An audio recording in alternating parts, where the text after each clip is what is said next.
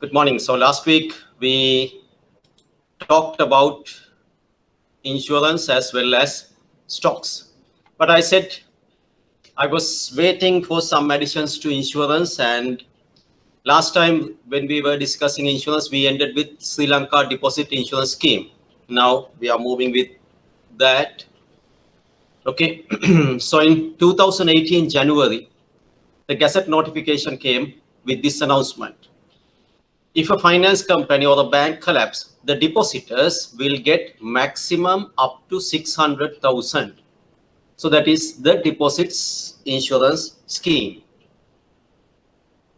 Central Bank of Sri Lanka implemented a mandatory deposit insurance scheme, SLDIS, under the provisions of Monetary Law Act with effect from 1st of October 2010. Okay. So what does it mean? All commercial banks and finance companies are asked to get the membership of SLDIS.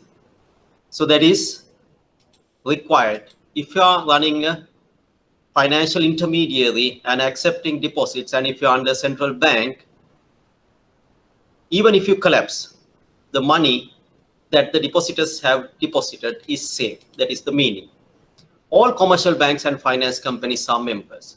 All deposits except the following are eligible for the scheme. Means what? Now, if you and I deposit, we can claim maximum up to 600,000, even if the institute where we deposited collapse. But these institutions, these individuals who have deposited will not get their money back. Deposits excluded from SLDIC. These deposits are excluded from deposit insurance scheme. So if they deposit, they will not get the refund. Government of Sri Lanka, shareholders, directors, key management personnel, other related parties, deposits falling within the meaning of abandoned property. Okay. Now, if I ask you a question, why do key management personnel are excluded? Okay. Now think logically and tell me why key management personnel of a finance company or a bank is excluded from deposit insurance scheme. Can someone chat me the answer? Suppose a finance company collapse. Now you have seen the license was cancelled and CIFL, then the finance, their depositors were allowed to have maximum 600,000 back. But if you are the key management personnel of a finance company that collapsed, and if you have deposited your money in the same finance company, you will not be given money back. Why? Think and tell me a reason.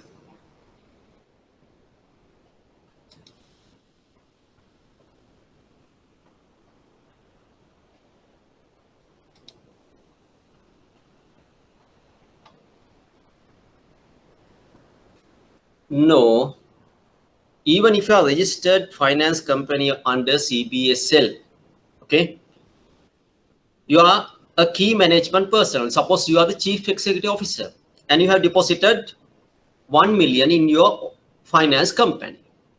The same finance company collapse, but you are not given back the 600,000. Why?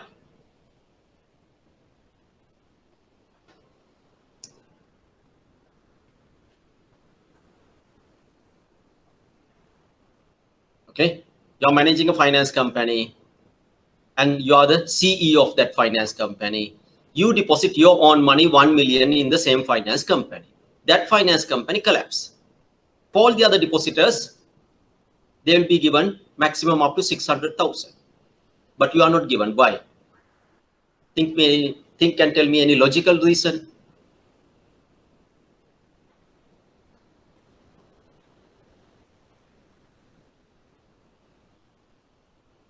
Yeah, because you are the CEO. You are the man who is responsible for this failure.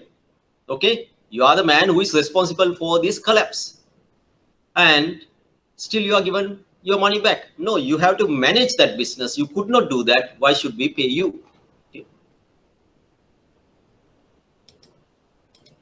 Right. So these deposits are excluded from Sri Lanka Deposit Insurance Scheme. Government of Sri Lanka. Shareholders. Remember, shareholders have a right to ask questions. They have the right to vote at the AGM, EGMs.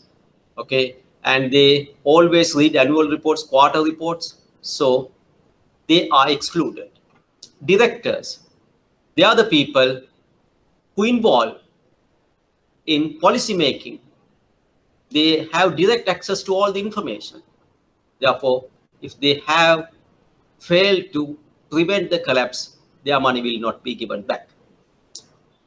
Other related parties. There can be other related parties like mother company or the subsidiary. There are links to get information, unlike the general public. So if they have deposited money, they will not be refunded. Then deposits falling within the meaning of abundant property.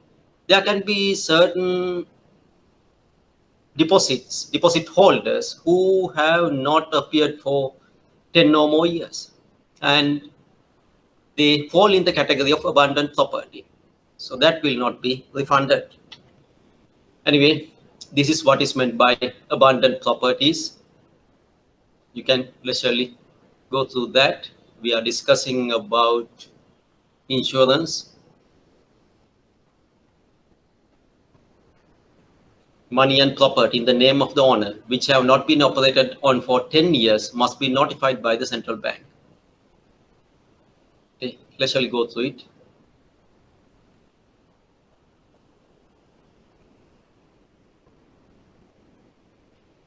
Okay, as per SLDIS, in the event of collapse of a member institution, depositors will be compensated up to a maximum of Sri Lankan rupees 600,000. Earlier that was 300,000, and now that's maximum ceiling is 600,000. Last time we talked about moral hazard. Means what? We expect something, but what happens is the reverse of what we expect. We believe when we give certain compensation, people will take more care, but unfortunately it is not. So we talked about deposit insurance as a moral hazard. Means what? When there is a deposit insurance scheme, people understand one thing. Whether I am undertaking a risky investment or not, my money is safe. Means what? If I undertake a very risky business, still I am sure about getting my money back. Now, that is a moral hazard. Means what? There can be a bank which is perfectly managing and they only undertake calculated risk. Bank A. Therefore, their fixed deposit interest rate is 6%. There is Bank B, which is undertaking very risky businesses, and therefore they advertise our FD rate is the highest. That's 24%. One is 6%. That can be a finance company or whatever. Bank B, undertaking very high risk, 24%. Now, very conventional depositor will read annual reports, go through the quarter reports and decide, look at the credit ratings and decide Bank A, which is well managed, and be happy with 6%. Someone knowing that Bank B is not well managed will go and deposit just for the higher deposit. Bank B collapse. Still, you are given your money back. So that's a moral hazard. Means what? Now, depositors do not look at the risk factor. They only look at the interest. Anyway, these are the benefits of deposit insurance scheme. Enhance public confidence in financial sector. Safeguard interest of small depositors with low financial literacy. Encourage savings among small-scale depositors. Discourage unauthorized deposit taking. Reduce the burden of government when mismanaged firms fail. Okay, so these are the benefits of SLDIC. We'll take one by one. Public confidence in financial sector. Now, when bank or the finance company collapse, people lose faith in that bank. Not only in that bank, in the entire industry. So they prefer to keep their money with them without depositing in banks. That's having a very bad effect to the economy. Therefore, we want to maintain financial system stability and we want to maintain confidence in financial sector. Having a deposit insurance scheme will boost the morale of the people. Okay, I'm safe whenever I'm depositing money in IBSL regulated institutions. That should be. Number two, safeguard interest of small depositors with low financial literacy. Financial literacy. That means you must be able to identify different financial products, their benefits as well as risks involved. Most of the people, they do not have financial literacy, so you can easily cheat them. The people who with low financial literacy are easily fooled by the knowledge people. That should be prevented. Therefore, deposit insurance scheme will protect the people with low financial literacy, the people who do not know cost-benefit analysis on financial products they undertake. Encourage savings among small-scale depositors. Discourage unauthorized deposit taking. Even though central bank from time to time put papers, paper advertisements showing these are the institutions allowed to accept deposits from general public, we know there are many unauthorized institutions that is getting money from people. Very recently, I heard in Net FM Balumgala how they talk to some of these unauthorized deposit-taking finance houses, unauthorized. And one person said, we are not accepting deposits. What we do is we take loans from people. So this is how they play games. They take different names and try to get money from people in the name of different terms, investments, loans. When people ask, okay, can you take deposits? They say, no, we will pay very high interest rate and we are taking a loan from you. They can come up with different nice names. But we know what happened to such firms after some time. When they collapse, people lose their hard-earned money. By now, we talk about, in the media, we heard the term leasing mafia, and mostly what they refer is unauthorized deposit takers, unauthorized financial intermediaries, and they are the informal financial sector. So in media, it says there are about 11,000 such institutions. So when you have SLDIC, deposit insurance scheme, suppose you have 500,000 rupees, you know it's better to deposit in a regulated institution than with one of these unauthorized agents. Because even if the finance company that is regulated fails, your 500,000 is fully secured. But if you have deposited that same 500,000 in an unauthorized institution, when that collapses, your 500,000 goes. Reduce the burden of government when mismanaged firms fail. We have seen most of the time government is the scapegoat. I do all the mistakes. While knowing that XYZ company is paying me very high interest rate because they undertake very high risk, I go and deposit. And when they continue to pay me the same interest, I'm very happy and I'm saying how smart my decision making. I deposited this much and I'm earning the highest rate in the market. So I'm the most brilliant, smartest investor. But when the same finance company collapses, I look at the government and say, do the justice, give me my money back. No. SLDIC has put the limit, maximum ceiling up to 600,000. And the member institutions are mentioned. So SLDIS, Sri Lanka Deposit Insurance Scheme, has reduced the burden on government when mismanaged firms fail. Okay, there is a nice term, too big to fail. In year 2008, we'll talk about the global recession in year 2008 later. For the time being, just remember in year 2008, lot of finance companies, lot of leading banks in many countries, including the developed nations, collapsed, creating an economic recession in the world. That affected to us as well. Colombo Stock Exchange fell down to a maximum low level, and there were many sellers, no buyers. So we all got affected. During that time, in US, the government came up with a nice term called bailout package. And they looked at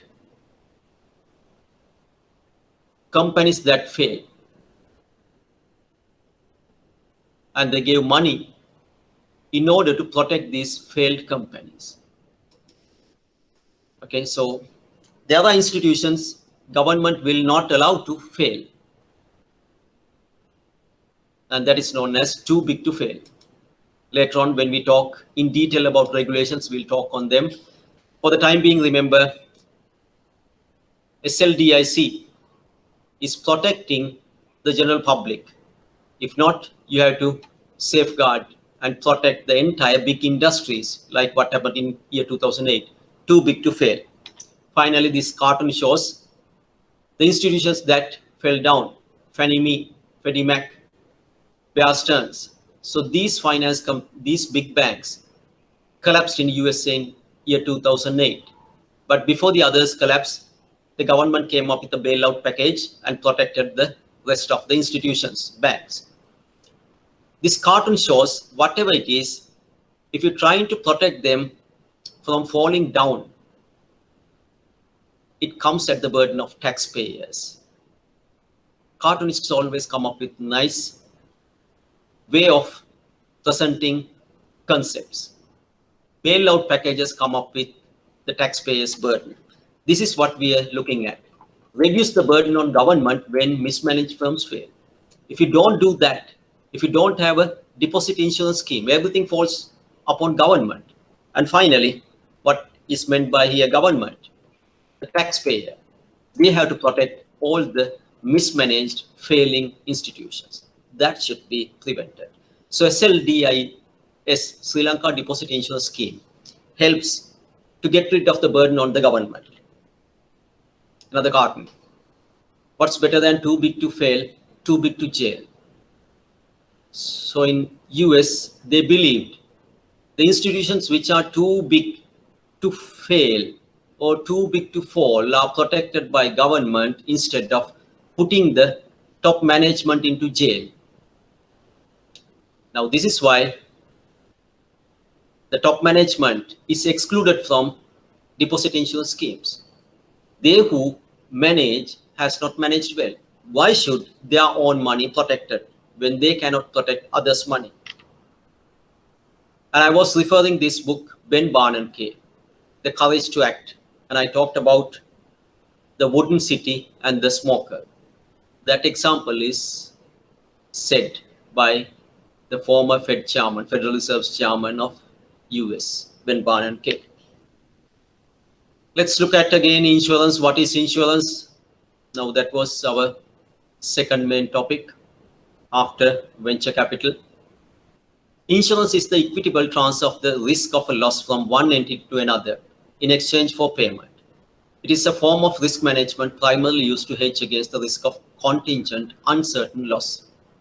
So last time when we discussed about insurance, we said what is that? And this is further understanding of insurance. An insurer or insurance carrier is a company selling the insurance. The insured or the policyholder is the person or the entity buying the insurance policy. So you can understand there is insurer and insuree. Insuree is the policyholder, insurer is the company. The amount of money to be charged from a certain amount of insurance coverage is called a premium. Yeah. So you have to pay a monthly premium. Risk management, the practice of appraising and controlling risk, has evolved as a discrete field of study and practice. So it's all about risk managing. We want to get the insurance to manage our risk. The transaction involves in the insured assuming a guaranteed and non-relatively small loss in the form of payment to the insurer in exchange for the insurer's promise to compensate. This compensation is also known as indemnify. Today we will look at the principles of insurance, then we will discuss more on indemnifying. For the time being, remember the compensated amount. The insured in the case of financial or a personal loss.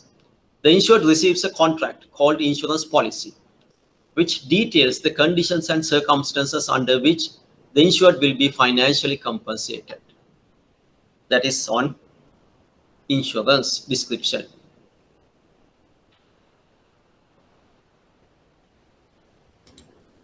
An insurer or insurance carrier is a company.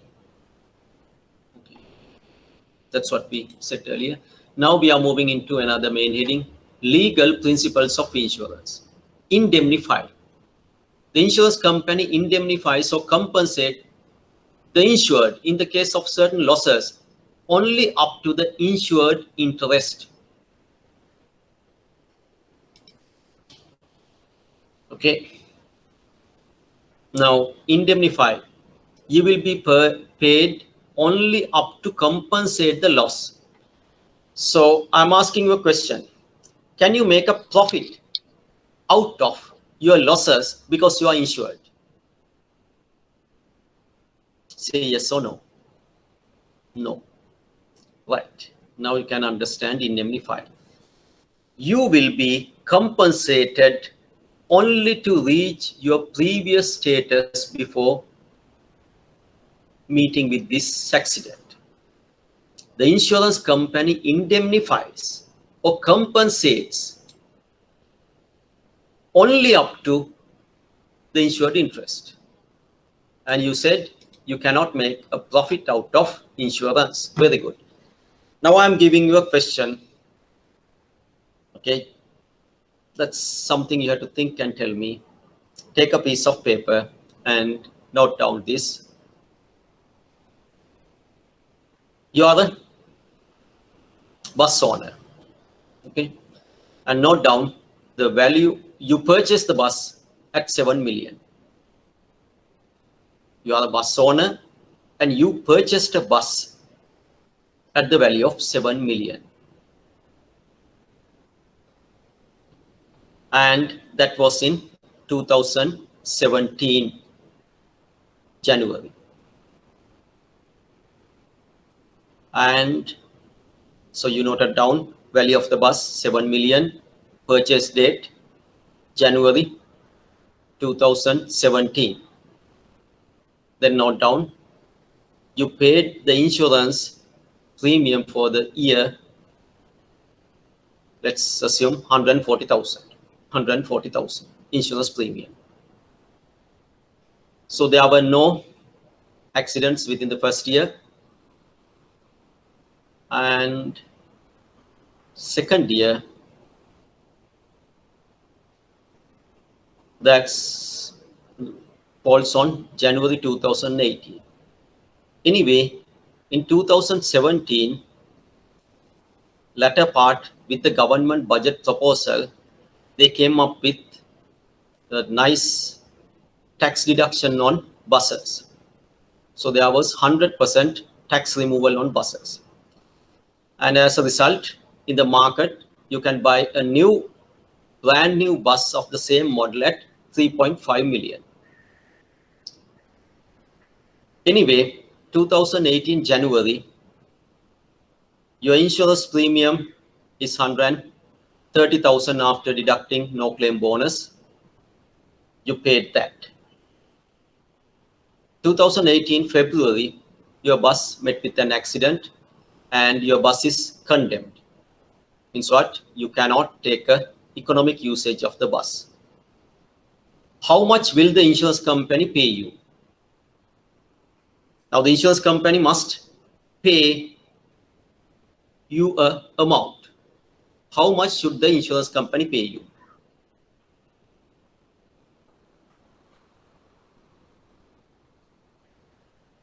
Bus is 7 million. That's your cost. And your insurance premium was 140,000. Now a brand new bus can be purchased at 3.5 million.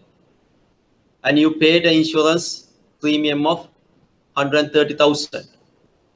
How much should you be paid back? Okay. Now the Lakmal has answered 3.5 million. Okay. Now the insurance company pays 3.5 million. Customer argues, last time I paid 140,000 and this time I paid 130,000. If so, I must be paid 7 million. I purchased the buses at 7 million. Last year, I paid insurance premium 140,000. This year, I paid 130,000. And my cost is 7 million. You have to pay me 7 million. What is your argument?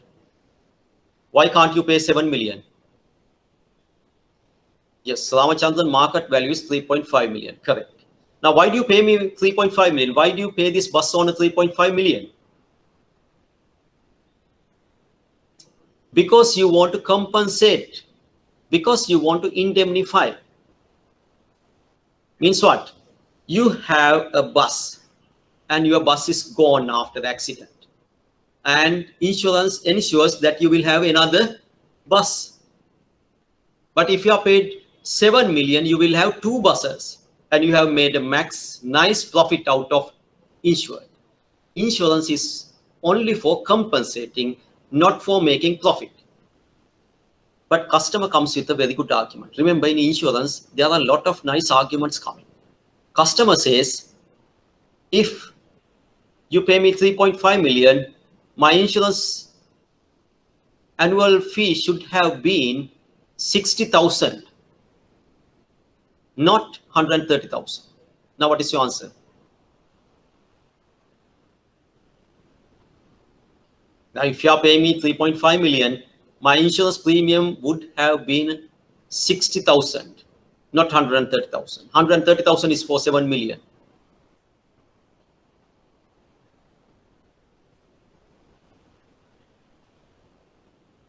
Now, what is your argument?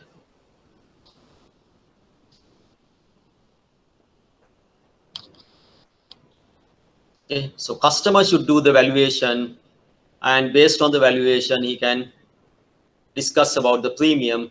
But as per insurance principles, it's indemnifying, not making profit out of insurance, only up to compensating.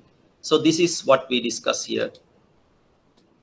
Indemnify, only up to the insured interest. You had a bus, you must have a bus. You had only one bus, and after meeting with an accident, now you are going to have 2 buses. No. Insurance is not to make profit. Insurance is only to compensate you, to go back to your previous situation. I had a bus and I need a bus. That's all. I had a bus and thanks to insurance, now I have 2 buses. No, that will never happen. Insurable interest. The insured typically must directly suffer from the loss. Insurable interest must exist whether property insurance or insurance on a person involved. The concept requires that the insured have a stake in the loss or damage to the life or property insured. What that stake will be determined by the kind of insurance involved and the nature of the property ownership relationship between the persons. The requirement of an insurable interest is what distinguishes insurance from gambling.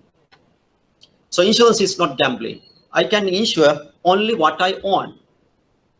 I can insure my car, but I can't insure someone else's car. So if someone else's car meet with an accident, I will be compensated. Means what? It's gambling. I'm making a profit of someone else's disaster. No. Insurance is only for compensating you, the legal owner, not someone else's. Damage will give you fortune. Utmost good faith. In Latin, they use the term uberrima fide. The insured and the insurer are bound by a good faith bond of honesty and fairness. Material facts must be disclosed. Material facts must be disclosed. Suppose you are getting a life insurance policy, and in the application form, you have to just tick your yes or no. Do you smoke? Either yes or no. Only a tick. Do you take liquor? Only a tick. Yes or no. Continuously, you have been paying your insurance premium sharp on time for 20 odd years. And one day, you drive your vehicle after a party and you meet with an accident and you die. And it was found out you was under the influence of liquor. In your insurance policy, you have ticked no for liquor, but your death is caused by liquor. Will the insurance company pay you? Should the insurance company pay you? Say yes or no. No. Why? Breach of trust. Insurance company undertake your life by calculating the risks involved, and there is someone called actuarian who is evaluating all the information and charge you the premium. He decides the premium charge. Whether you get involved in dangerous sports like karate or racing cars, whether you smoke or not, whether you take liquor or not, whether your family members have died at an earlier stage of life due to these health conditions, must be exposed by you. Then only the insurance company can come up with a proper calculation. Now what has happened? You have cheated and you have got a lower premium. The insurance company has understood less risk in your life, but your death is caused by a particular reason which you have said no. Now the insurance company find you have not disclosed material facts. Suppose when you sign this agreement, you are not taking liquor, but after some time, you become a fan of liquor. That's a material fact. Disclose it. If not, you have breached trust between the insurance company and you. Therefore, the insurance company will not come and pay you. So that's a serious principle of insurance. Uberrima fide. Material facts must be disclosed and there must be a utmost good faith. Uberrima fide means utmost good faith.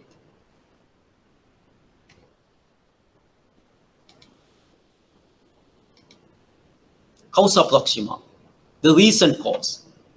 What caused the loss must be covered under the insuring agreement of the policy. And the dominant cause must not be excluded. The dominant cause must not be excluded. Okay. When tsunami hit Sri Lanka, many vehicles got affected.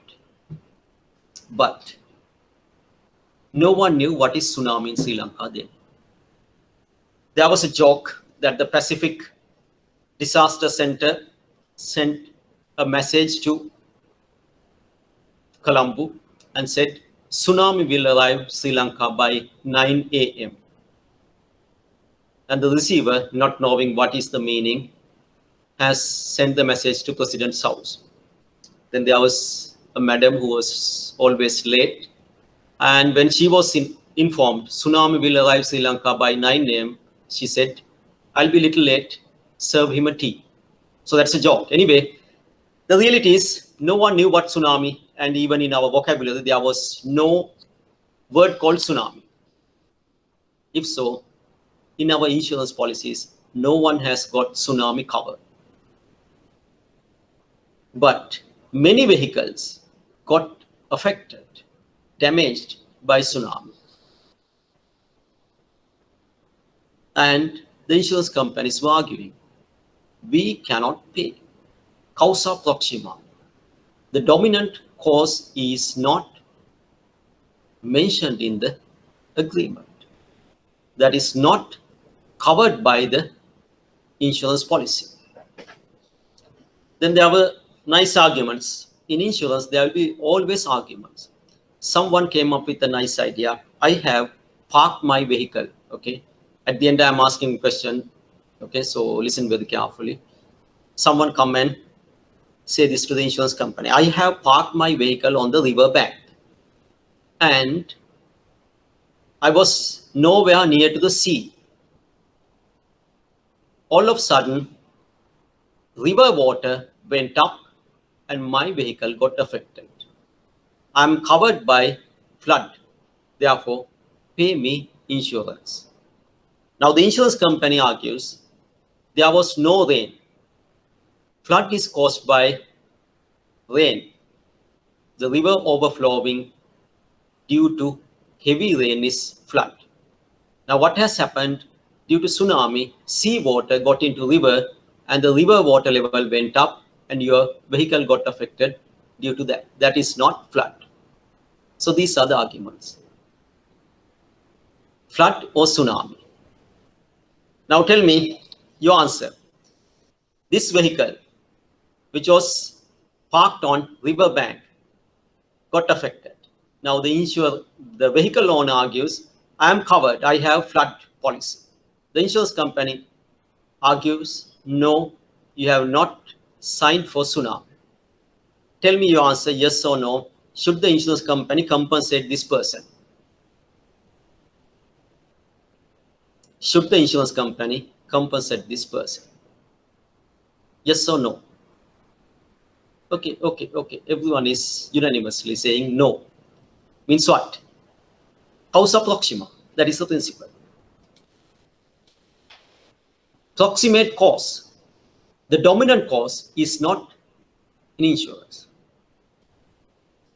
My dear, if that is, your answer is correct. Your answer is correct. But if no one paid, if no insurance company paid insurance that time, there will be a problem with the insurees. Can we trust anymore?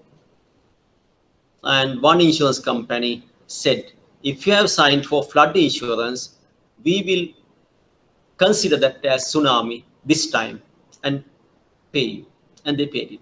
All of a sudden, everyone started to follow. That kind of thing is known as ex gratia. We'll skip to the last slide here. Okay. Yeah. Here, ex gratia. A sum of money paid when there was no obligation or liability to pay it. Okay. There is no liability. As you perfectly correctly said, insurance company need not to pay for these vehicle damages caused by tsunami, as there is no clause called tsunami agreed by the insuree. But sum of money paid when there was no obligation or liability to pay it, ex gratia payments. In insurance, insurance companies sometimes make ex gratia payments. Theoretically, you need not to pay, but still you pay because you need to maintain the good relationship with the customer. Therefore, during tsunami time, there were ex gratia payments and the affected parties were paid. Mitigation. In case of any loss or casualty, the asset owner must attempt to keep loss to a minimum as if the asset was not insured. The insurance company looks at whether you have made attempts to mitigate the risk. Last time I said moral hazard. The moment you believe you are insured, you want to take more and more risk. But insurance company want you to mitigate. You must act as if your asset is not insured and take steps to protect it. Look at big buildings. They all have fire extinguishers, fire hoses, and even many other gadgets in the building. Sometimes you have a building maintenance department and in-house fire attendants, fire wardens. Why? To protect the building. Definitely you must have a fire policy with you, but still you take all the steps to protect your building from fire.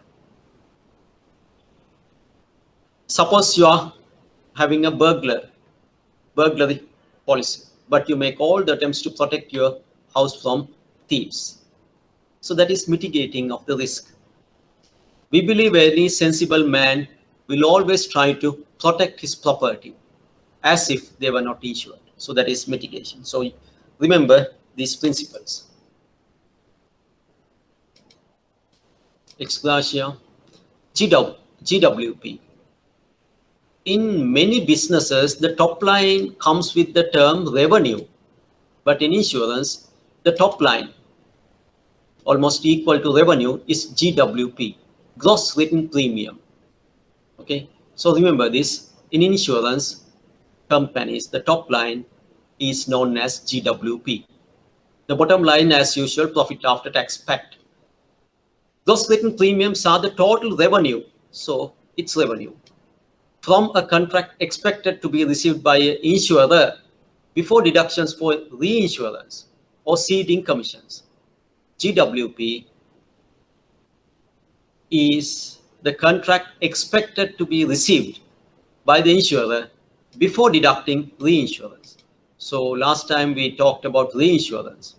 Your income, your revenue before deducting reinsurance is GWP.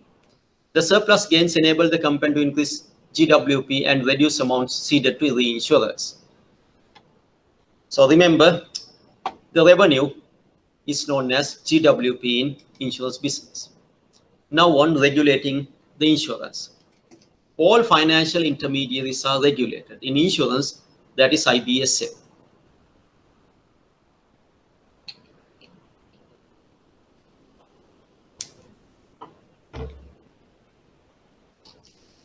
So this is the Act on Insurance, number 43 of year 2000, and it falls under the purview of Ministry of Finance.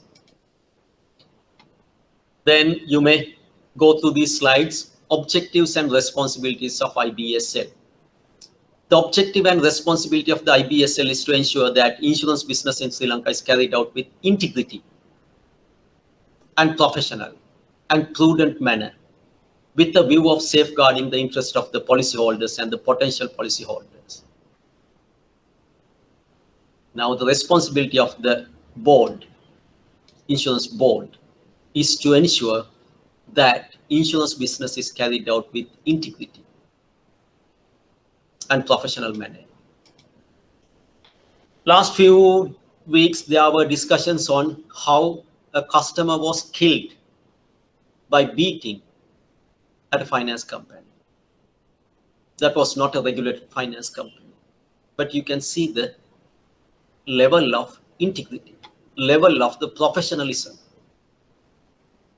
Is that the way you handle a customer in difficulty? My dear, if there are no regulators, this is what will happen. There must be regulators who is looking at the professional level, professionalism, integrity. If not, this will be another Animal Planet killing one another, especially in profit-making financial intermediaries. In US, there was a time there were such people known as baron leaders. In Italy, mafia, the term came. The business people act like this. That was their way of profession, having guns, having clubs in their hands and dealing with business. But financial intermediaries should run their business with integrity and professional and prudent manner. What is prudent? Long-term vision. Short-term profit making is one thing, but you must have a very long-term vision. Last time we talked about bubbles. Something goes up, up, up and crash down. It's very easy to see in the short run, and we all see gold prices going up. So you join the bandwagon, start up pawning. But there must be a regulator, an independent party seeing, okay, there is a bubble forming up. Year 2011, Colombo Stock Exchange was the second best stock exchange in the world, and there were stockbrokers who were giving unnecessary credit for their investors to buy more shares. Lot of manipulations took place. We'll talk about them. If not of the regulator, people will not see in the long term. They only see in the short term.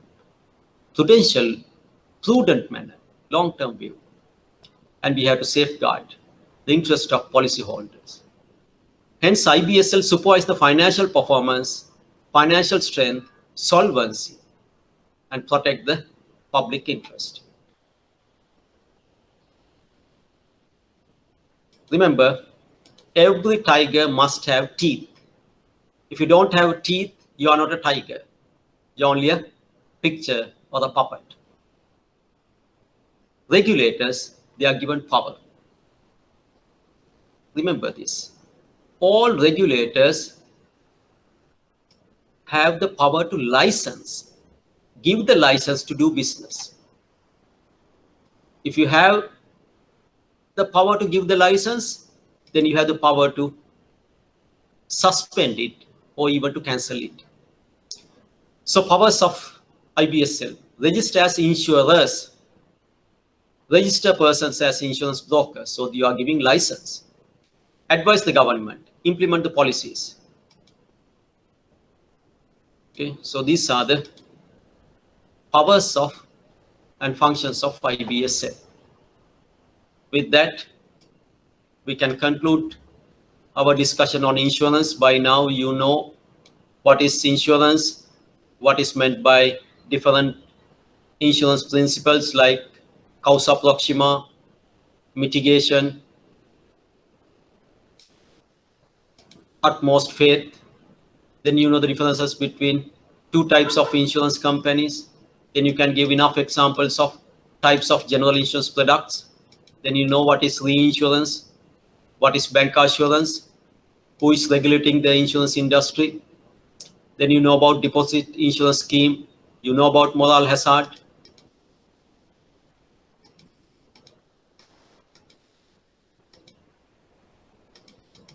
Okay, so we have discussed all these things. And you know whether health and surgical insurance falls into life or general. You know what are the factors affecting to the life insurance policies. Okay, so with that, we can easily conclude insurance area. Okay, so far we have talked about different financial intermediaries. On the very first day, I gave a chart, the financial intermediaries of Sri Lanka. There are institutions regulated by CBSL. There are institutions which are not regulated by CBSL. Under the category of CBSL regulated, you have deposit-taking institutions and other institutions, means they cannot accept deposits when you say other. The other side, the same. Institutions which are not regulated by central bank but can accept deposits. Okay, and we looked into venture capital. Then we completed insurance. Then we started to talk about stock market. Now we are going to look at stocks. Last time we talked about stocks. We said what is a share, and share market is the place where buyers and sellers meet. Then we looked at this chart.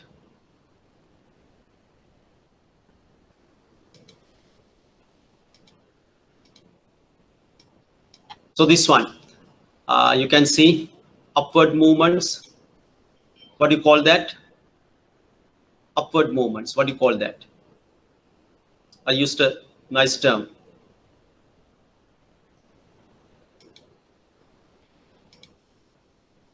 Bull market, correct. So you can remember that. And somewhere maybe you have, somewhere maybe you have learned the term PEST, political, economic, social, and technical. This chart is done by a stockbroker firm sometimes back. It shows how all share price index got affected due to various political and economical decisions of Sri Lanka. You can see whenever there were bomb attacks at Colombo, the market comes down. When a specific political party gets affected, market comes down. When another party goes up, selected market goes up, comes down, once again goes up. This all shows one thing, market sentiment. How does the market behavior collectively? It is not political. We normally say market political. Market is not political. Market moves with the collective sentiment of the people. Then we talked about bull and bear.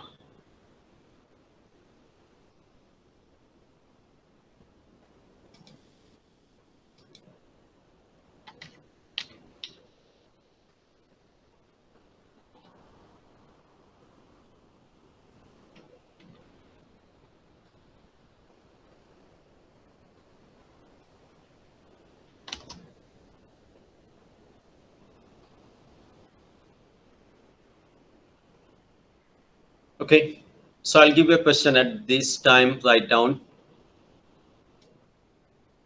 Write down.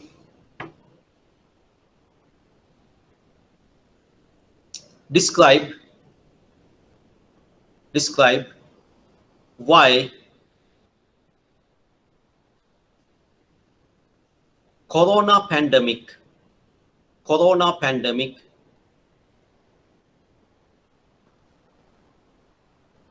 caused CAUSD caused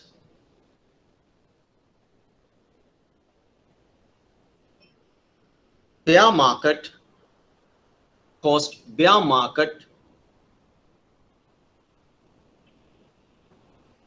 sentiment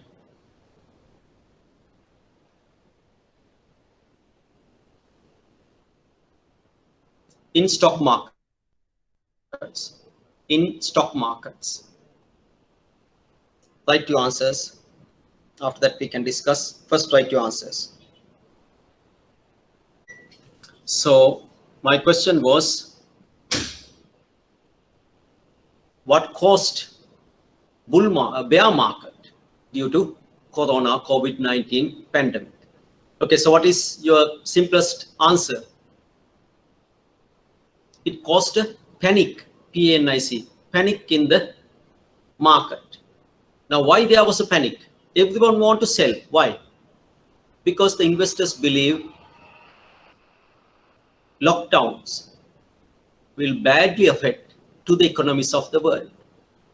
Therefore, the future income of companies will be badly affected. Therefore, every investor wanted, or you can say almost all investors wanted to get out of market as quick as possible. And the net result was selling pressure and low interest on buying. Therefore, the market started to come down continuously, drastically. This was the reason behind bearish sentiment during the initial stages of COVID-19. Okay, now we have seen these pictures, bull and bear. And remember, there's a nice statement. Bull always climb up in steps, but bear jumps out of window. Let's see this one. Bull climbs up in steps, step by step. climbs up in steps. But the bear jumps out of the window. Get the picture? Immediately drop. Jumps out of the window. Jumps out of the window. So these are panic situations. Bear is think about the mental picture. Bull is slowly, step by step, going up. And when you reach a particular level, all of a sudden, fear psycho sets in. And the bull immediately jumps out of the window, drop down. That is a panic situation. Even in Colombo Stock Exchange, you can see how many panic situations we have faced. And I have said the best time to buy when the market is high or low. What is the best time to buy? When the market is high or low? LOW. Low. Yes. Yes. I'll tell you some nice examples.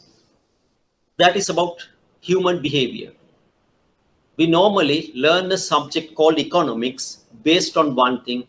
Man is a rational decision maker. We believe man is a rational economic decision maker. That is the basic principle of economics. But in reality, we find man behave in most of the time in emotional manner. Last time we used two nice terms, fear and greed. These are emotional feelings. I felt fear all of a sudden. I felt fear that the market will be closed for 2-3 years. I felt fear that Sri Lankan GDP will become negative. I felt fear due to pandemic, due to corona pandemic, the world economy will shrink. Therefore, it's better to sell now. That's my fear. Okay, now some nice examples. In 1940s, latter part, that was the end of the Second World War, Japanese aeroplanes started to attack, airbomb Colombo Harbor and some places in Colombo City. The people living in Colombo City feared so much that they started to find settlements in areas like Avisawel, like Asbab. They sold their properties in Peta, Colombo City, at damn cheap prices and moved out. What was their thinking? What was their sentiment then? Japanese will airbomb Colombo City for 100 odd years. There was one young person who was working as a waiter of a hotel. The hotel owner, hotel means a restaurant, hotel owner was ready to get out of Colombo. The waiter by that time had only one asset, a push bike. They exchanged their assets. The Mudalali handed over his huge property, Colombo property, to this waiter in exchange of his push bike. Mudalali got into the push bike and ride off to safe haven. Waiter got the ownership of the hotel, restaurant, and few nice land in Colombo City, waited. And he became a well-known biscuit Mudalali one day. Higher the risk, higher the rewards. That was in 1940 latter part. In year 2004, tsunami hit Sri Lanka. Then president was Madam Chandrika Bandaranaike Kumaratunga and the Prime Minister was Ranil Wickremesinghe. They both were arguing. One is from one party, the other is from another party. So they had a nice argument even after tsunami. Should the buffer zone of seabelt, should it be 100 meters or 200 meters? So that sent fear psychos on the landowners of seabelt. They are arguing whether we must have a buffer zone of 100 meters from the seashore to land, or should it be 200 meters? All the media was giving the publicity to this argument. Means what? These leaders of the nation believed after 2004, each and every year, tsunami will visit Sri Lanka. And the land price in the seabelt area came down. They are jumping out of the window.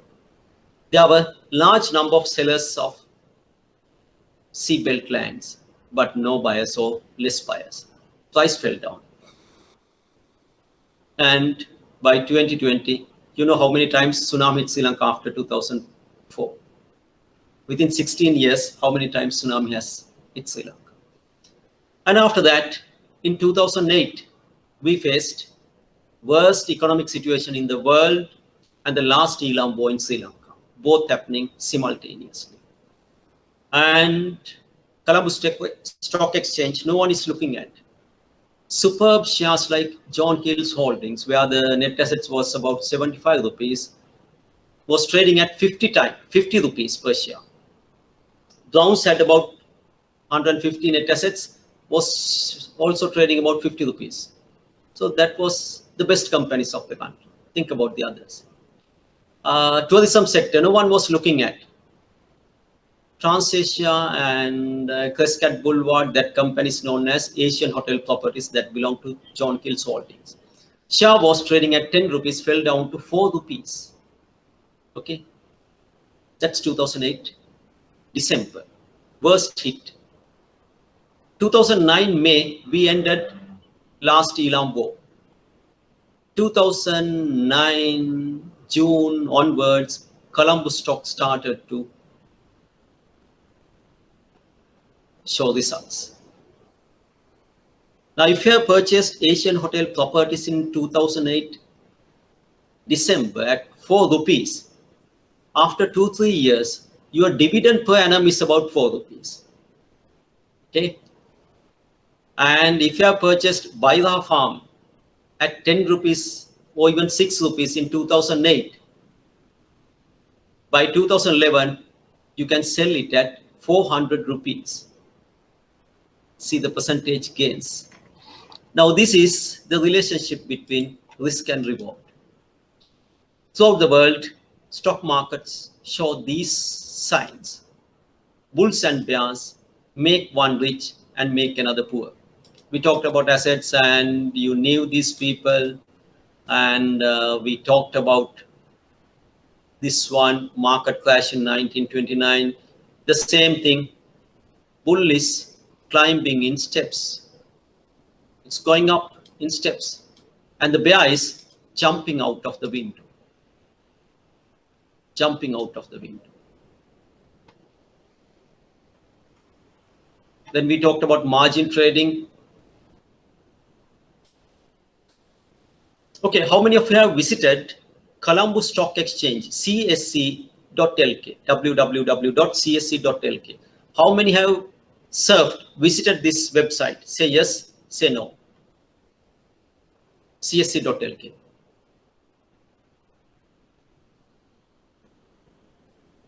Okay, good.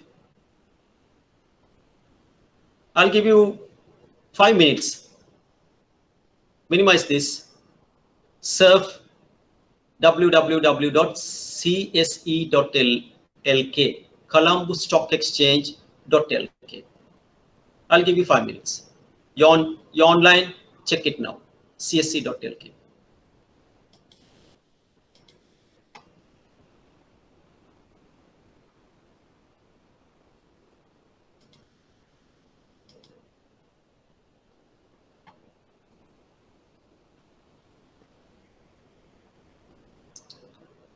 If you have logged on to csc.lk, say, okay. If you log on to, once you log on to csc.lk, you will find web. On your top right, you will find search button. Under search button, you can give any code of a listed company.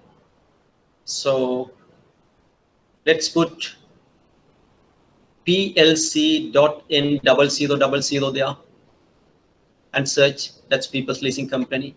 PLC.N0000.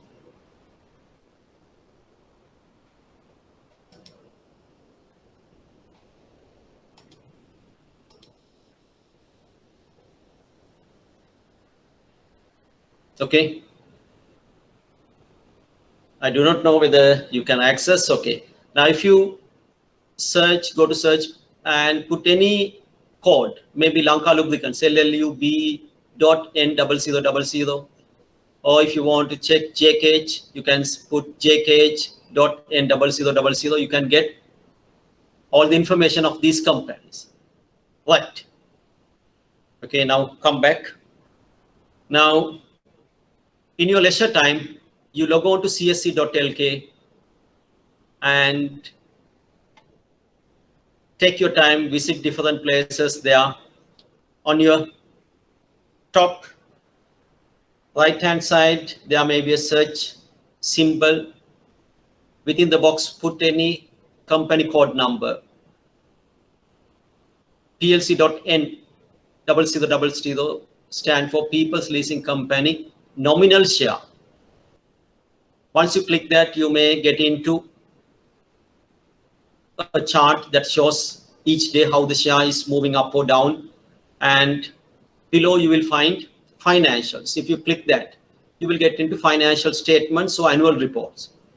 And you can read the financial statements. When you read the financial statements, at the latter part, you will come across with top 20 shareholders list. In this top 20 shareholders list, sometimes something like this will appear. A finance company or the bank's name / an individual name. Now let's say you log on to a company and in the quarter reports, you will find Ceylon Bank / N.A. Vitana. Means what? The person by the name of N.A. Vitana owns this much of shares of this company on margin account with Ceylon Bank. So margin facility is also known as / accounts. Sometimes you will find asset line / N.A. Vitana. Means what? A person by the name of N.A. Vitana will own this company's this much of shares on a margin trading account belonging to asset line finance company. So you can get to know about margin facility. Individuals can put their own individual money or they can use bank's money. That is known as margin facility. Last week we discussed about margin facility.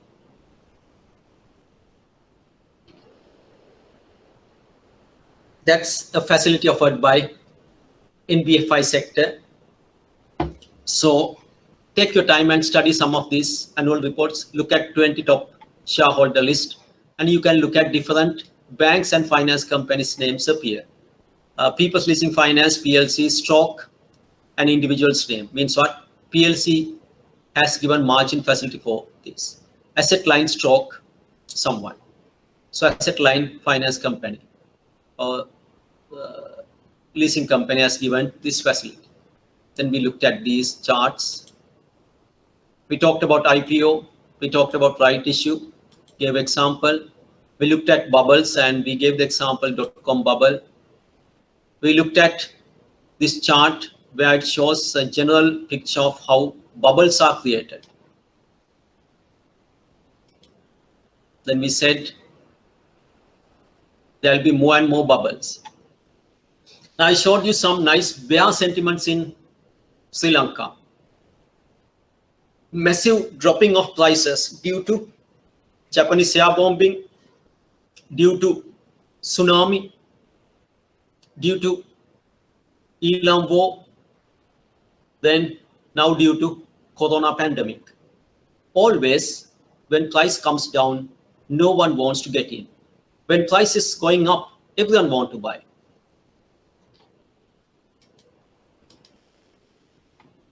Immediately after corona lockdown, Colombo Stock Exchange started its function. And in our stock exchange, if a market falls down more than 5% per day, trading stops, automatically halt. That situation continuously happened in Colombo Stock Exchange. Means what? More and more sellers, market is falling down. So we are not allowing the bear to jump out of window immediately. When it falls 5% down, we halt, no more trading. Then allow the sentiment to settle. Next day, falls down. Now the bear is falling in steps thanks to the regulation. If not, bear would have jumped out of window. Now bear wants to jump out of the window, but it has to come down in steps. So the sentiment, mentality of the people settle. And May 11th, we started to perform back. Only one day, a massive drop in Colombo Stock Exchange. And by now, it's back to normal. Not even 1 month. Within weeks, the sentiment changed. But when the market comes down, there were no buyers. There is a company called CSD, Selinco Development PLC. By that time, they have even declared a dividend, ₹1.20. The share was trading at 10 rupees. With the pandemic, 11th of May, the share fell down to 8 rupees. And within 1 month, it went to 11.40. Even XD, it's trading at 10.60. So this is the way investors behave. The majority sell when they have to buy. The majority buy when they must start selling. This is why bubbles take place. Bubbles can be artificially created with the help of the media. We'll look into this slowly. Bubbles can take place in anything, even not related to stocks, like land price, oil price, gold price, stocks, anything where the price fluctuates. Manipulators can create bubbles. Now, when you have too many bubbles, people lose confidence. This is the best example of losing confidence. Indirectly, he says, never ever invest. It's too risky to bear. How do you prevent that? You need a regulator. So SEC is our regulator. And we discussed firms coming under SEC's purview. So you should know these firms. We'll discuss them one by one. Then the objectives we discussed.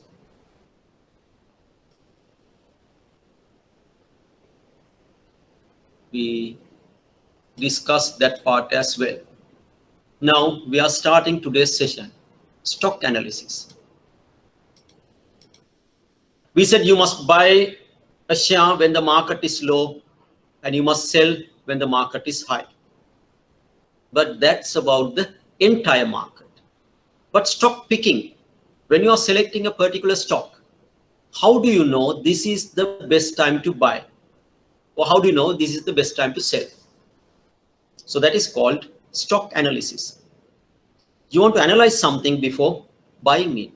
If you are going to buy a property, you analyze it. Okay, think as a layman and tell me, whenever you are buying an asset, what do you look at? Suppose there is a commercial property on sale. Commercial property means what? You are going to buy this property to rent out it for a grocery. You want to be the landlord of this. What are the factors you are looking at? Just chat me, just tell me, what are the factors you are looking at before you invest your hard-earned money for the commercial property, which you intend to rent out for the grocery? Cost-benefit analysis. Very good. Lakmal, that's good. Others, tell me in layman's language, the Mudalali's language, what are the things you are looking at?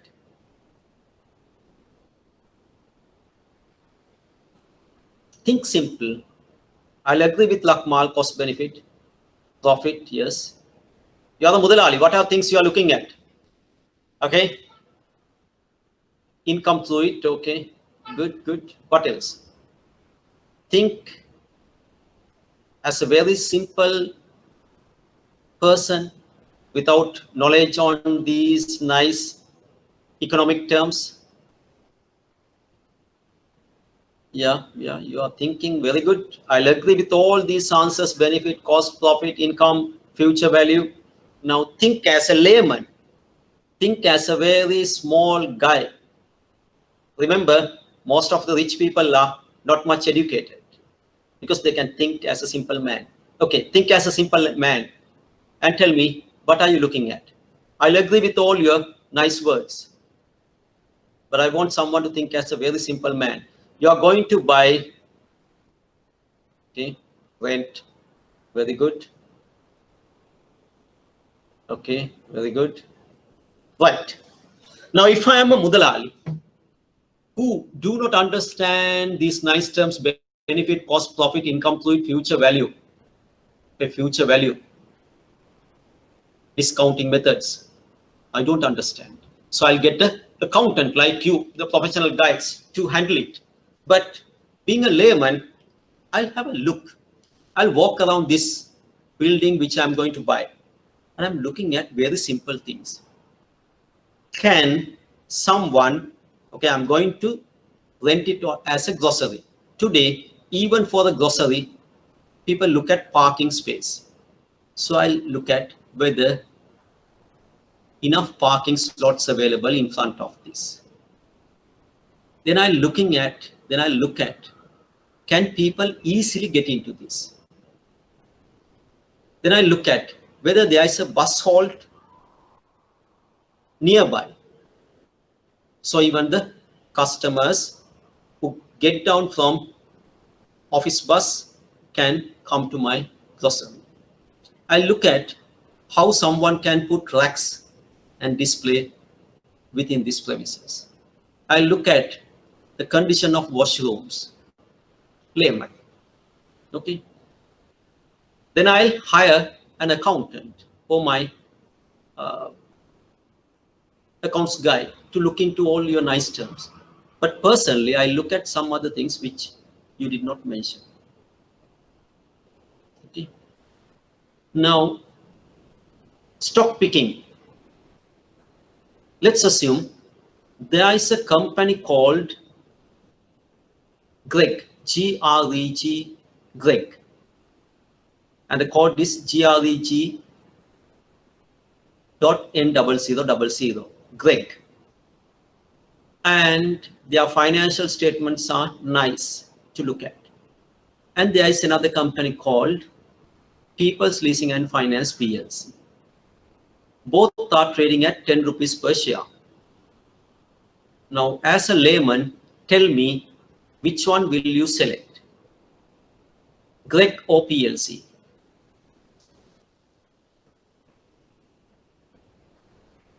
And why? Lakmal select PLC. Let's assume, okay. Now, why do you select PLC? Tell me why. People's Leasing Company you preferred over Greg, where Greg's financial statements, what you said, benefit, cost, profit, future value, everything is fantastic than PLC, but you selected PLC. Now, why did you select PLC?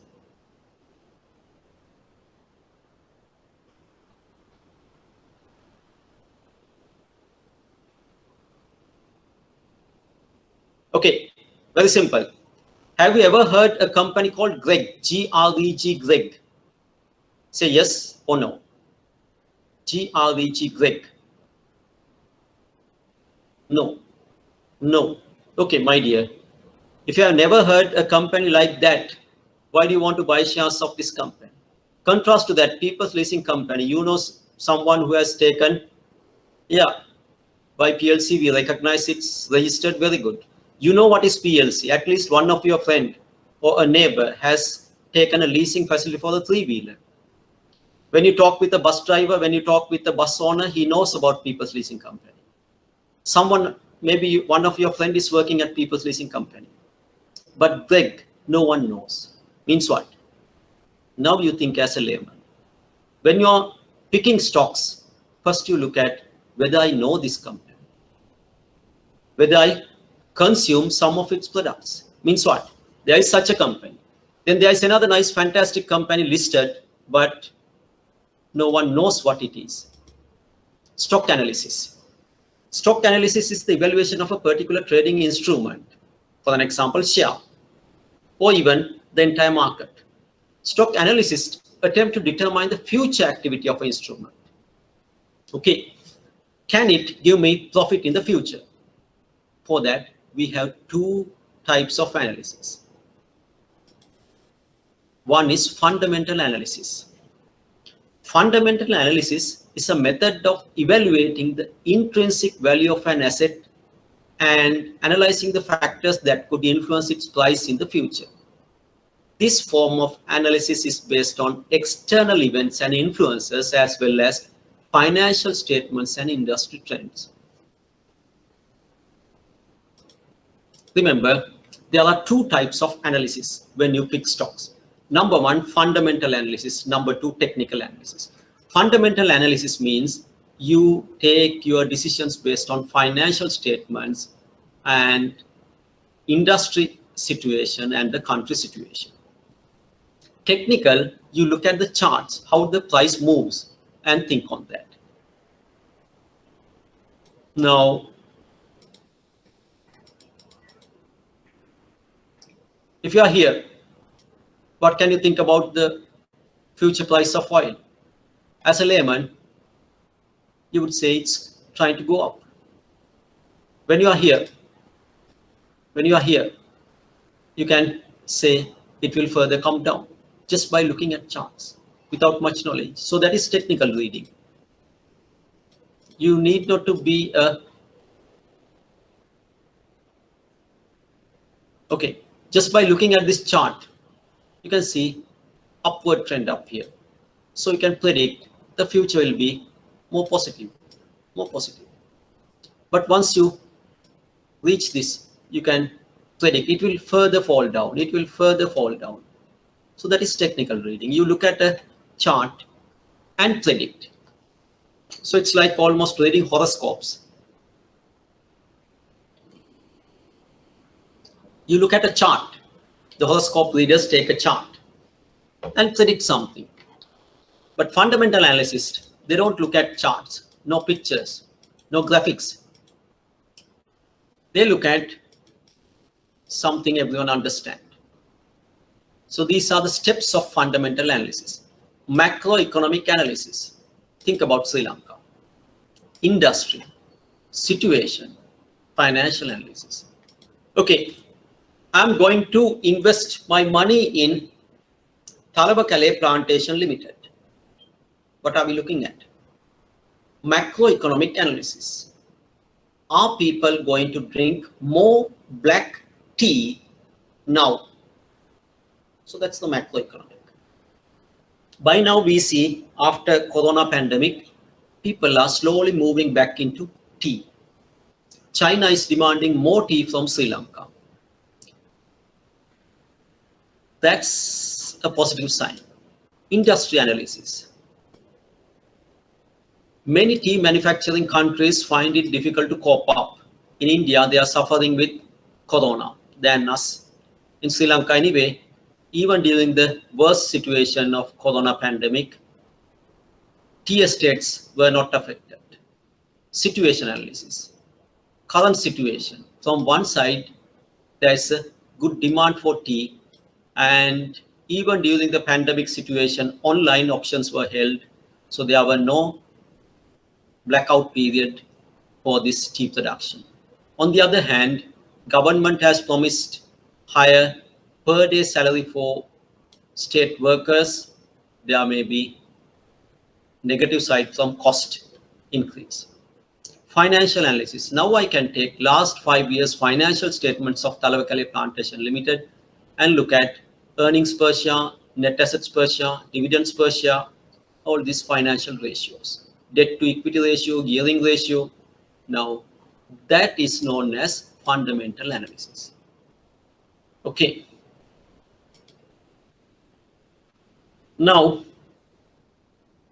I'm evaluating a company called Lanka Indian Oil Company, LIOC. Tell me, what are the things I have to consider? I'm looking at whether I should buy LIOC shares or not. Tell me, what are the things I should look at fundamental? In the chat box, send me your answer. I'm going to buy LIOC, Lanka Indian Oil Company shares. What are the factors should I look at?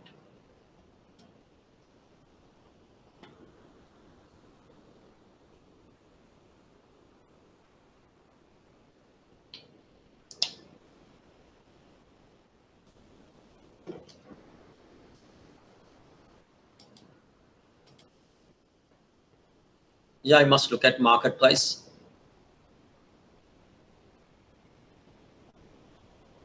Think fundamentally. Think fundamentally and tell me.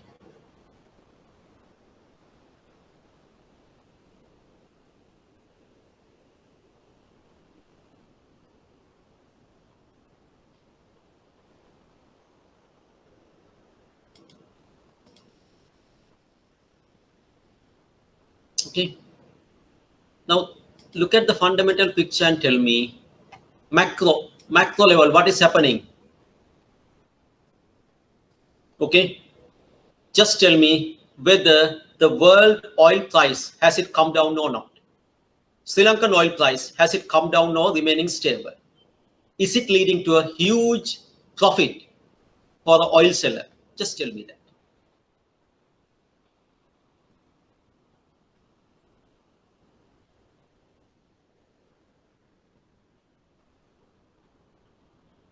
Yeah. So at the macro level, world oil price has come down drastically. Then industry, we have only two sellers, Sipetco and LIOC. LIOC owns not the biggest share. Sipetco owns the biggest share. Sipetco sets the price. LIOC has to follow situation analysis. Now, at the moment, oil is making a good profit. Unless government takes a massive amount out of tax, LIOC must be making a nice profit. Then the financial analysis. Then I look at the last quarter's report. Then I can predict the future profitability of this company. Okay, so I'm looking at the share fundamentally. 5 most important factors in fundamental analysis. Fundamental analysis is mostly based on accounts.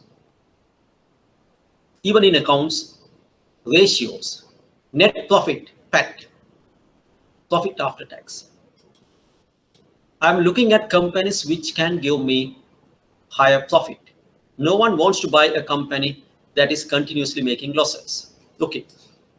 Now, profit after tax, which one will go up? LIOC or Stafford Hotels? Which one's profit will go up during this situation? LIOC or Stafford Hotel?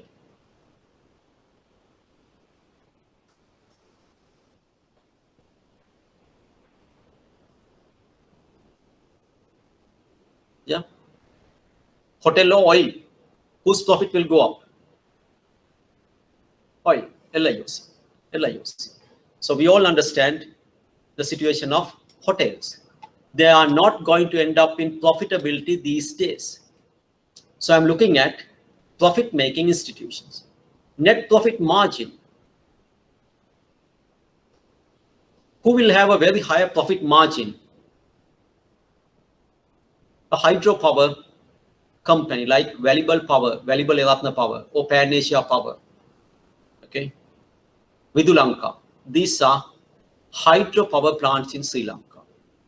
Means what? These companies will make profit when the water falls and the turbine moves faster. No one is charging to the rain water, so the free flow profit margin, gross profit margin is very high. Compare that with Abbas Electronics. Okay, whose profitability will be very high? Whose profit margin will be very high? Hydropower or electronics? Tell me answer. Hydropower or electronics? Whose profit margin will be very high?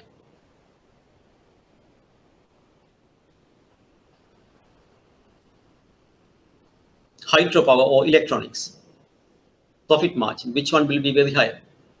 Gross profit margin. Think and tell me quickly. Electronics or hydro? Electronics, you get down LG, and it's a competitive business, and the LG manufacturer will have a cost. Contrast to that, free flowing of water. As long as rainfall is high, your profit margin will be very high. That's on profit margin. Return on equity, that is net income, profit after tax divided by shareholders' equity. Lesser the ROE, the higher the ROE, the more attractive a company is. PE ratio, lesser the PE, higher the attractive a company. Price to book value, net assets value, okay. Market price of a share divided by net assets value means what? At times, shares are trading far below the net assets value, and that is the best time to buy. So it's like buying lands near seabelt during tsunami, or buying Colombo City lands when Japanese airbombed Colombo City. At times, market price falls even below the book value. That is the best time to buy. But people, majority do the reverse of it. Now, these are the fundamental analysis. Fundamental analysis mean we are looking at the accounts, financial statements. Then we look at the financial ratios and decide whether it's worth to buy at this price or not. Okay, there are two types of analysis: fundamental, number one; number two, technical. Technical is very different method. You look at charts. Now, two types of people use these two types of analysis. Technical analysis is used by traders. Fundamental analysis is used by investors. So investors are not traders, traders are not investors. So there is always a conflict between these two types of people. Who is a trader and who is an investor?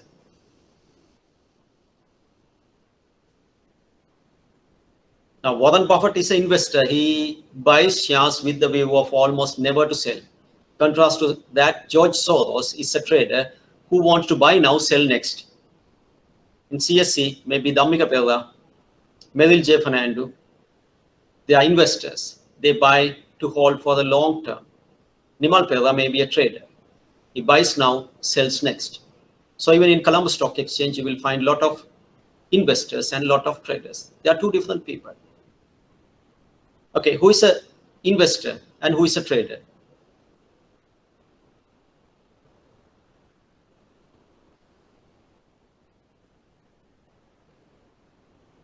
The words itself give you the meaning. What is investor and what is a trader? Investor is a person who wants to buy something and hold for the long term.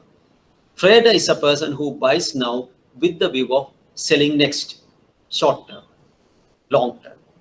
Investor looks at long term, trader looks at short term. Investor, his intention is trading, buy low, sell high immediately, within 1 day, within 2 days, within few months. Trader, very long, his intention is investing. Data,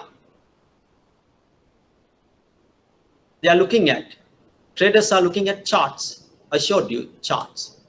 Fundamental analysis, investors are looking at financial statements. Traders look at price and volume. Okay, so if you talk with traders, they would say, okay, these days there is a very good demand for Hema's holdings, and this much of quantity was traded at this rate. Okay, so they are traders. They want to buy now, sell next. They don't talk about what is Hema's doing, what is Hema's holding, what are their investment strategies. In Bangladesh, they have this much. Okay, in Sri Lanka, these are the companies, these are the diversified industries they have. They don't talk. They only look at price and the volume traded. But fundamental analysis, they look at quantitative and qualitative factors. Okay. Further difference. Just read it.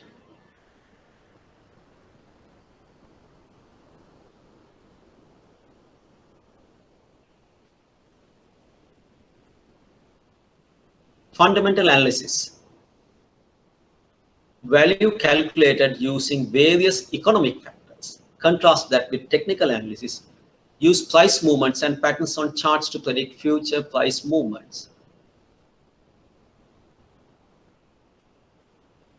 Data form, economic reports, news events, industry statistics. Technical analysis, charts. Assets bought or sold by fundamentals. When the price falls below its intrinsic value, they buy. Technical analysis. When they see price formation, that such higher probability of moving further high. Type of trader. Fundamental analysis, they buy for very long-term holding. Warren Buffett used to say, I buy with the view never to sell.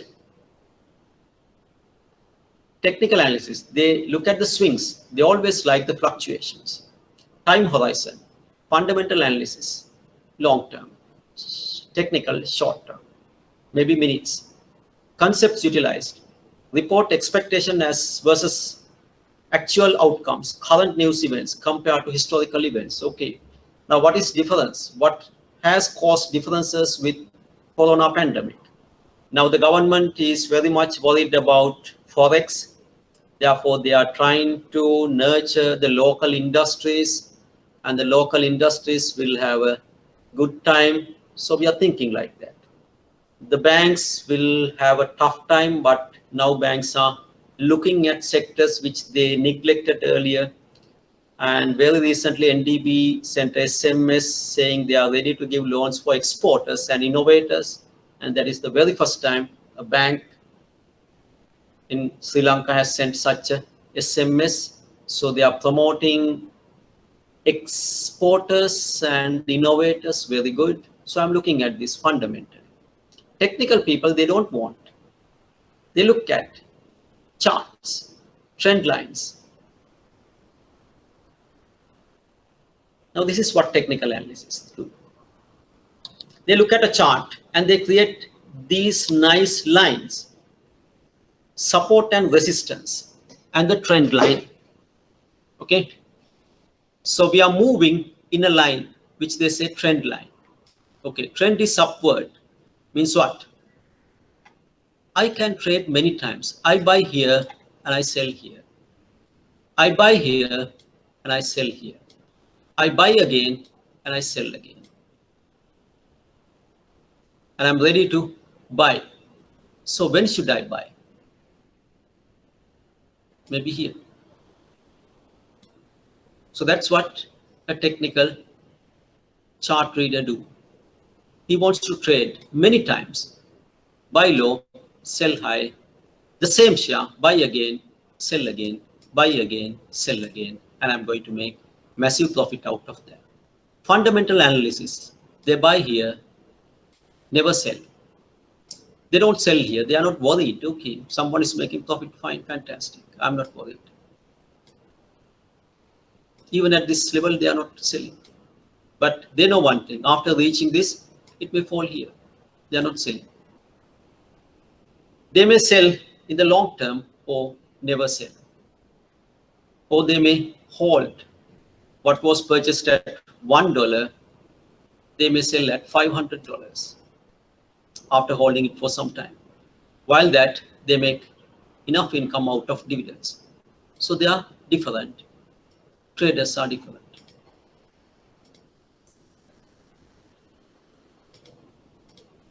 Okay, fundamental analysis, they are thinking their tools can be easily understood. You know them by now.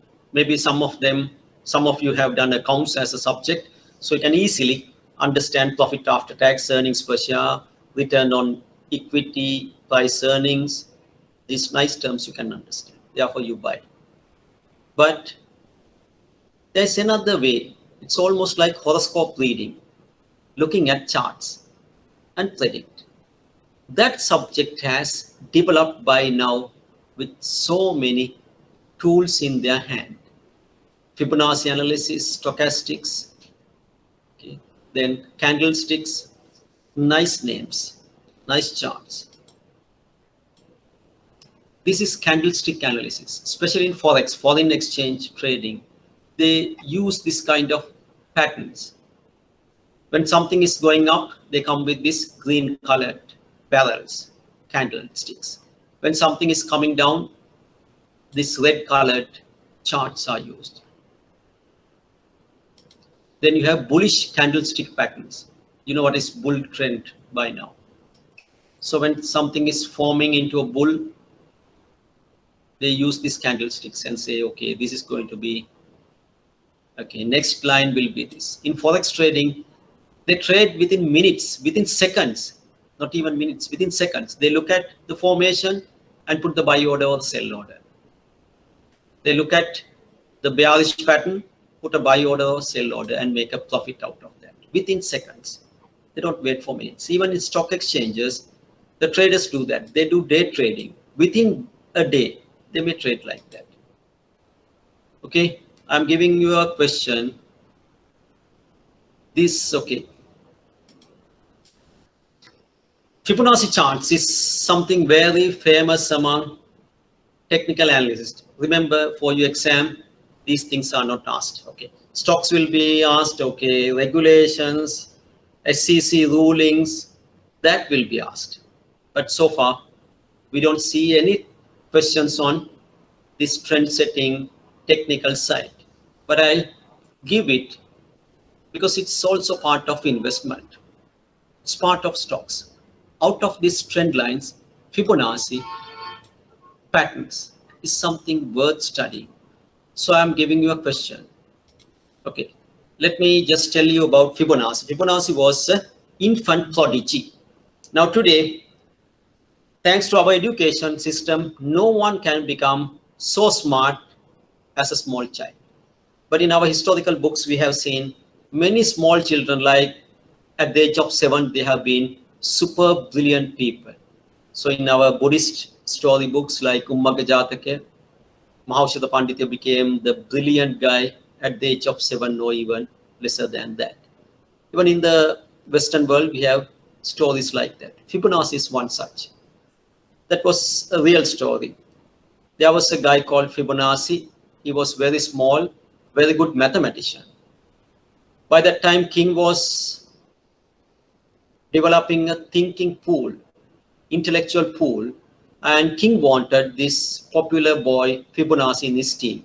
But the rest of his mathematicians who were older said, why don't we check his knowledge? Now those days you don't have PhDs. So they suggested we'll give him a question to solve. King said, okay, give him a question which he can understand at his age. So they created a nice question for him. There's a couple of rabbits. After 1 month, they get matured and can breed another couple. That couple, after waiting for 1 month, can breed another couple. If this continues without no couple dying, after 1 year, how many rabbits will be there? So I'm not asking that sophisticated question. I'm asking you, what will be the number of couples next month? First month, you have 1. Second month, still you have 1. Third month, you have 2 couples. Fourth month, you have 3 couples. 1, 2, 3, 4. Yes. Fifth month, you have 5 couples. Next month, how many couples of rabbit will be there? In your chat box, not me the answer.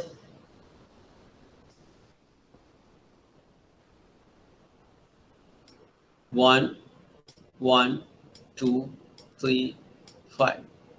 What comes here?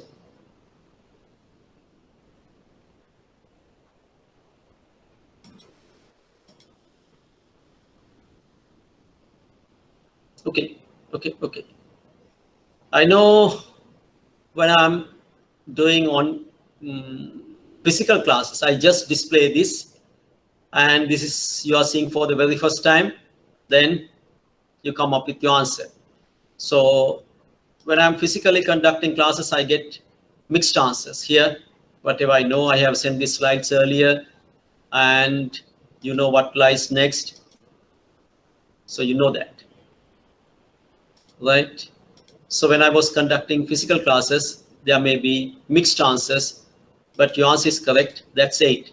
Now, how do you derive at 8? What is your secret formula? Answer is taken. Tell me, how do you got this answer?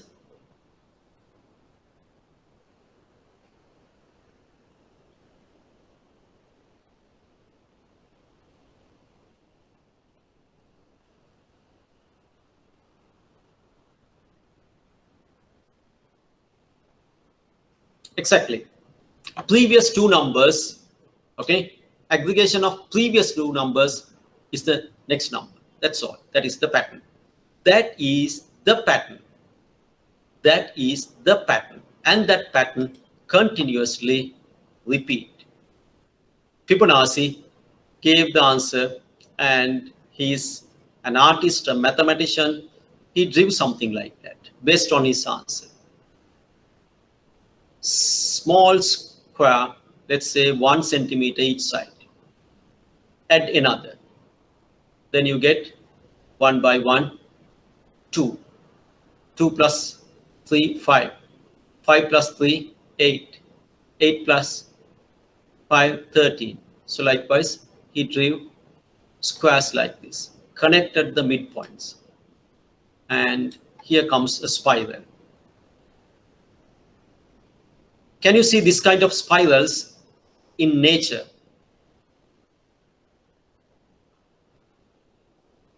Yeah, elephant trunk, then seashells. You can see this kind of spiral. Now, Fibonacci predictions. When it comes to cyclones, they use this Fibonacci chart and predict these are the areas affected by the cyclone, and these areas will not be affected, just by taking this Fibonacci chart. In stock markets, we use Fibonacci charts, these numbers. Look at here. We look at the, okay, so in a stock market, what we do is we have platforms, online platforms. We put, okay, we click at the lowest point and drag the cursor up to the highest point, and automatically these Fibonacci retracement lines will be drawn. Then we can predict. Once a stock reaches this price, either it must go up or fall down. If it falls down, it will continue until reach here. Then it must go up or come down. Okay, it has failed to break the line, therefore it must reach this downward trend. Then it must break the other line. No, they were struggling between these two lines. Once the line is broken down, it will further fall down. Once fallen down, must either drop further or must go high. This time, a drastic increase. And it reaches here. After reaching here, it must either go up or come down and quit dropping.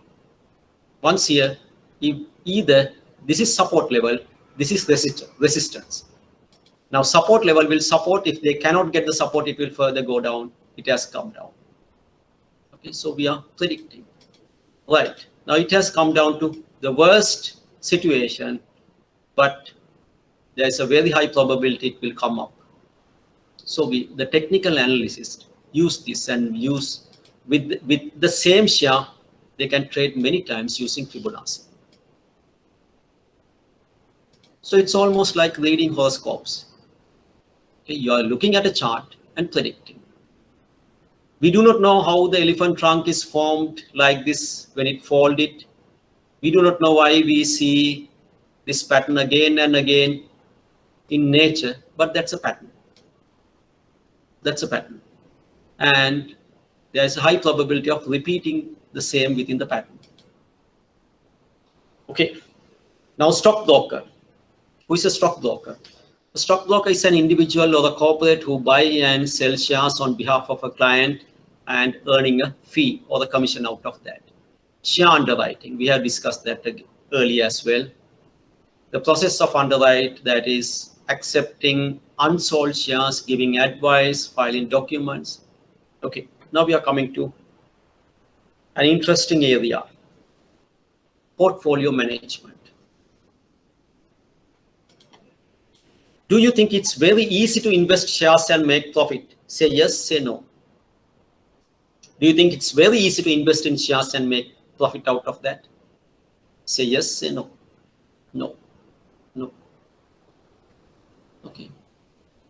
Right. If you think it's not so easy, then we get the assistance of an expert of the subject. When I say it's very difficult for me, it's better to hand over my hard-earned money for an individual who says, I'm expert of this subject. That person is known as portfolio manager. And the subject he's handling is portfolio management. Portfolio management is a career relates to creating the investment portfolios for clients and managing it responsibly. Okay, so that is portfolio management. And manager is responsible for proper structure of assets and liabilities. Means what? From time to time, you can change the structure and making strategy for best investment returns. Okay, you must be a strategist and your aim is to give the best return with less risk. Where the career in portfolio management is started by having proper knowledge and you must do research. Therefore, if you are interested in stocks, you can end up being a portfolio manager. Portfolio managers get this job as long as many people believe it's very difficult to invest themselves individually and make profit out of that. Okay, with that, I'll end today's session. Next week, we'll continue from here, and that will be a very interesting part. After that, we can start up unit trusts. Okay, so far we have covered almost 3 main areas. That is venture capital, insurance, and today stocks. Okay, thank you.